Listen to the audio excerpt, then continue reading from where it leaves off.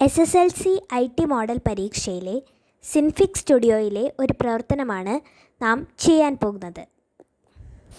അതിനായി applications, graphics, Synfig studio എന്ന രീതിയിൽ തുറക്കുക. ഇതിലേക്ക് ബാക്ക്ഗ്രൗണ്ട് ഉൾപ്പെടുത്താൻ ഫയൽ ഓപ്പൺ എന്നതിൽ ക്ലിക്ക് ചെയ്യുക. ഹോമിലെ എക്സാം ഡോക്യുമെൻറ്റ്സിൽ നിന്നും bg.sifz എന്ന ഫയൽ ഓപ്പൺ ചെയ്യുക. ഇതിലേക്ക് ബട്ടർഫ്ലൈയെ ഉൾപ്പെടുത്താൻ ഫയൽ ഇമ്പോർട്ട് എന്നതിൽ ക്ലിക്ക് ചെയ്ത് ഹോമിലെ exam10 ഫോൾഡറിൽ നിന്നും butterfly.png എന്ന ഇമേജ് ഓപ്പൺ ചെയ്യുക. ചിത്രത്തിൻ്റെ വലിപ്പം നോഡുകൾ ഉപയോഗിച്ച് ക്രമീകരിക്കുക. ചിത്രത്തെ വലതുഭാഗത്തേക്ക് നീക്കി വയ്ക്കാം. സ്ക്രീനിൻ്റെ വലതുഭാഗത്തായി കാണുന്ന turn on animate editing mode എന്നതിൽ ക്ലിക്ക് ചെയ്യുക. 0f എന്നത് മാറ്റി 120f എന്നാക്കാം. ചിത്രശലഭത്തെ സ്ക്രീനിൻ്റെ മറുവശത്തേക്ക് നീക്കി വയ്ക്കാം. Turn off animate editing mode എന്നതിൽ ക്ലിക്ക് ചെയ്യുക. സീക്ക് ടു ബിഗിൻ എന്നതിൽ ക്ലിക്ക് ചെയ്ത് ആനിമേഷൻ പ്ലേ ചെയ്യുക.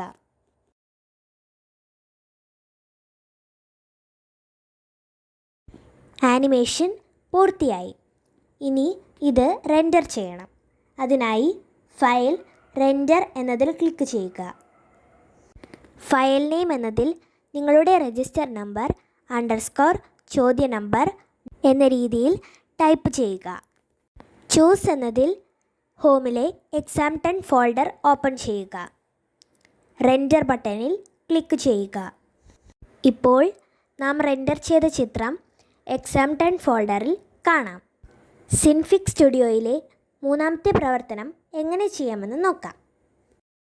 ആദ്യം തന്നെ സിൻഫിക് സ്റ്റുഡിയോ ഓപ്പൺ ചെയ്യുക.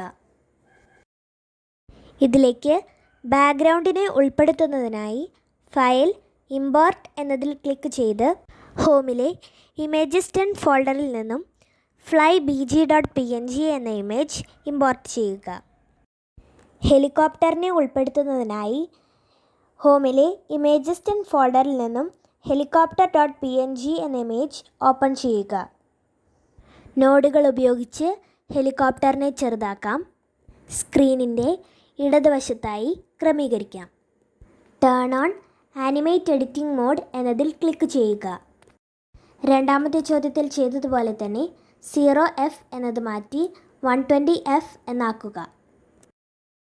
ഹെലികോപ്റ്ററിനെ നോഡുകൾ ഉപയോഗിച്ച് മറുവശത്തേക്ക് നീക്കി വയ്ക്കുക. Turn off animate editing mode എന്നതിൽ ക്ലിക്ക് ചെയ്യുക.